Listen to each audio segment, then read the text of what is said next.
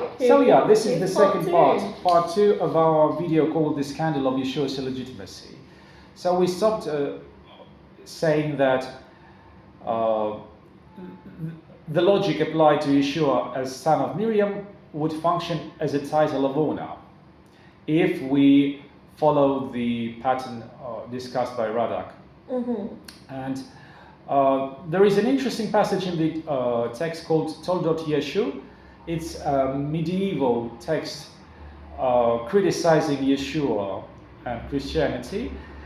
But interestingly, it says, "And she said, I'm from the family of King David." They said to her, "What is your name?" And she said, "Miriam is my name." What is this text about? This text is about Yeshua and about his mother, etc., etc. But when she was asked by some Jews, she said that she was from the family of King David.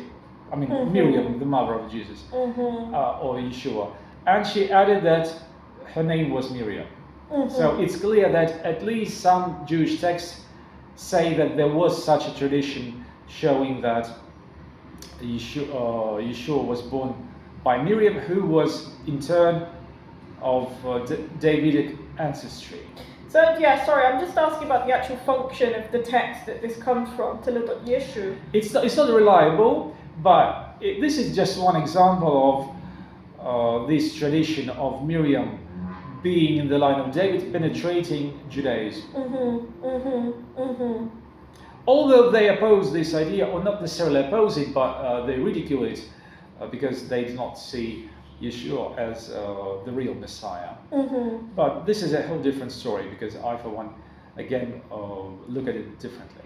Now, there is one more thing. When I said that this Toldot Yeshu then proceeds to narrate how this Davidic woman was seduced by Joseph Pandera. Joseph Pandera, definitely reminiscent of Panthera. Yeah, who you already mentioned. Yeah, so this is a mixture of Joseph, the real name found in the Gospels and applied to I think we all know the legal father, who that's referring to. Panthera. Yeah.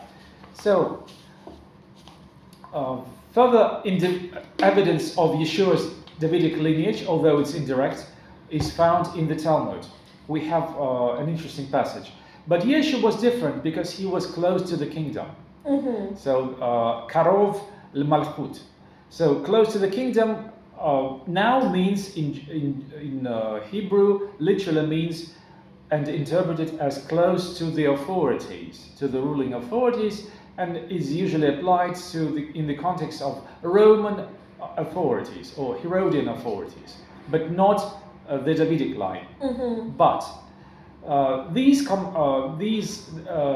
readings are post-Christian, and they appeared after the New Testament. That's why I beg to differ here, and I believe that Karov al-Malchut should be interpreted as close to the Davidic kingdom. At least it makes more sense in the Jewish context, because when it comes to kingdom, and here we have the word Malchut, in most Jewish texts it's about a certain kingdom, not any kingdom, but a certain kingdom. And the Greek writer Origen, in his work Contra Chalcedon, records an interesting argument. So this is a first century Roman historian who quotes some anonymous Jew. And it's a second century story, so it's not far away from our time, from the time of Yeshua. And he says, "She being neither fortunate nor of royal lineage, since no one knew her, not even her neighbors." And I will stress that it's about Yeshua's mother, and he said, "nor of royal lineage." Why would he say that? Well, why would he say that? Think of that Even think of that. Why would he try to dismantle that? Because it's not mentioned directly in the Gospels. So that means that this was definitely a well-known story, a well-known claim, a well-known rumor. However you want to call it. Whatever you call it. Yeah. But the thing is, it's not mentioned in the Gospels, but it was well known. Or it's indirectly mentioned in the Gospels by calling Yeshua son of Mary. This is my point. Okay, right. So it could have been so well established that it didn't need to be explicitly. Yeah. But this comment wasn't wasted on Origin because he didn't notice it. He didn't want to comment it. He was not happy to see it. If he knew Hebrew and if he knew Judaism, he would recognize. Would probably recognize it. And later on, this Miriam is called son, and Yeshua is called son of Pandera in the Talmud. In different passages, I will skip them. And later on, we see that in Mark 6:2 and 3, the Gospel of Mark contained two honorifics, so we can recap it: the carpenter and son of Miriam. And now let's address the story about Panthera. Okay. So as for Panthera, again, this Celsus's Jew says of Miriam, when she was pregnant, she was turned out of doors by the carpenter to whom she had been betrothed, and having been guilty of adultery, and that she bore a child to a certain soldier named Panthera. I just want to know, because obviously, this is basically a version of maybe more cynical people's idea. Yeah. Where does adultery come from? Is it strange for a married woman to be pregnant? No. The only problem was, I for one think so, was Christian claims that Yeshua was a potential Messiah.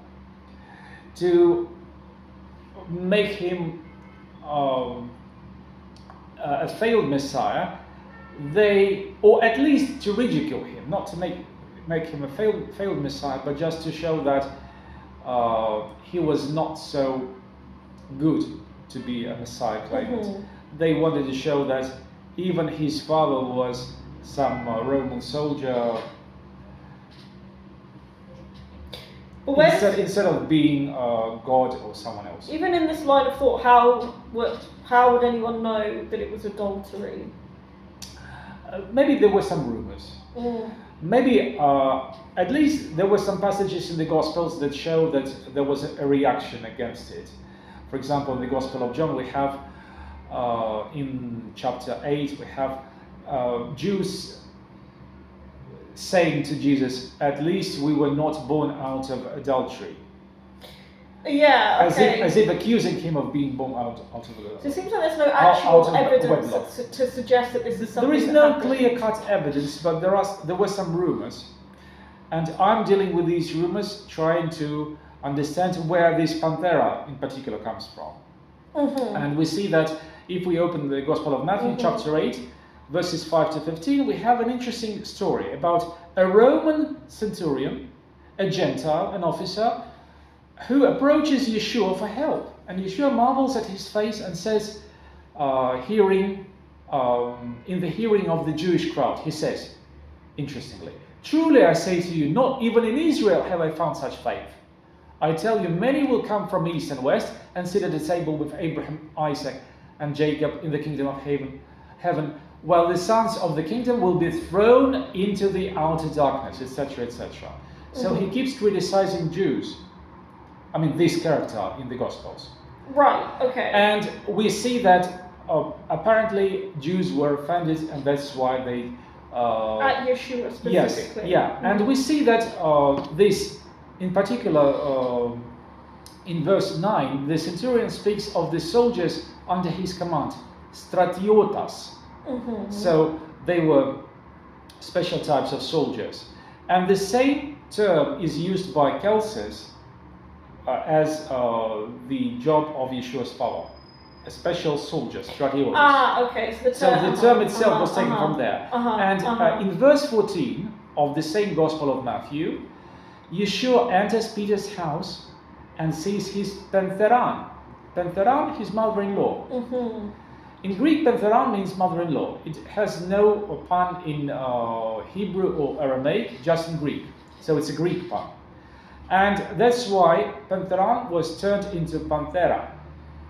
And so bastardization. Yeah, in a way. and to explain that it was not a Christian explanation of a Jewish rumor, let me show you one thing. One important point is that if the author of the Gospel wanted to disprove this rumor, he would simply use the nominal case of the word, and he would say panthera without Okay, yeah, without yeah, no yeah, in the yeah, end. okay. But he used pantheran, which means that it was not his attempt to disprove this panthera. Okay, right, okay. So Yeah. wait, he's explicitly referring to mother-in-law and not to a name. Yeah, and to recap, we have these two honorifics, and we have one story about Panthera. And it is clear that it's not so one-sided as it seems. And although my point is that the whole scandal surrounding Yeshua's legitimacy was created by those who opposed him as a potential Messiah, it's still not clear whether there was some scandal in reality in the lifetime of Yeshua. This is kind of like what I wanted to know about, especially with the accusations of adultery. A, of course, it's quite a serious thing. B, where does that rumour even come from? Because for that to have been widespread at the time, it would have had to come directly from the people involved. Yeah. And I think then we would have had actual information about it, especially if the father was a Roman soldier. I don't think that information would have been too difficult to uncover, especially given Roman records. I don't know specifically about that area, I'm not a Roman historian. Interestingly, no Roman historians, apart from Kelsey's quoting some Jew, are interested in Yeshua's background, whether he was literally born out of wedlock or not.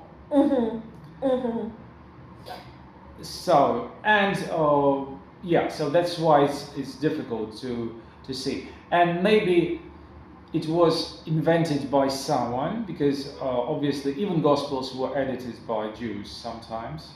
It's clear when you start reading the Gospels attentively. But it's not clear whether Jesus was literally supposed to be, was seen as someone born out of wedlock in his lifetime, or whether this whole story was invented after the Gospels were finished. Well, it seems like it wasn't. I just from what you've told me and from what, not too much that I know about this, it seems like it wasn't so prevalent during his lifetime, because even the anonymous Jew was saying about this a while later, not during Jesus' a while lifetime. later. Kelsus Jew. Yeah. On the one hand, it's a while later. On the other hand,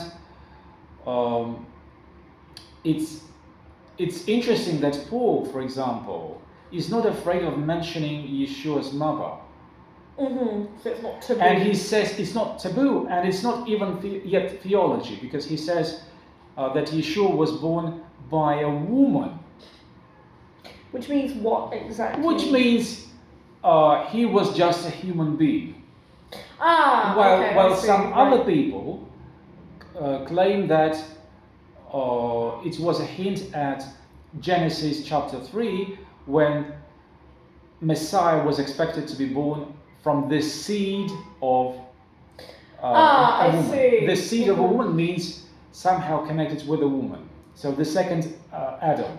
The second Adam, so to speak. So it's still not clear, but the main point is that even when we see that Yeshua is called Son of Mary, it does not necessarily imply we should jump to that it's conclusions yeah, about it. It's not, it's interesting. I like history and, how to put it, performing history in terms of sources and things like that.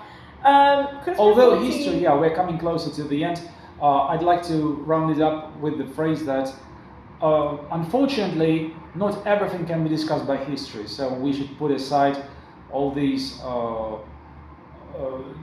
those different things about divinity of Yeshua, etc., because history is not interested in it. But anyway, feel free to ask. And Charlotte, any words? I'd like you to continue with that at some point. For me, it's interesting, actually. Yeah. So those are my final words. Not good ones, but that's my thoughts. Okay, thank you. So thank you. And see you then. Bye.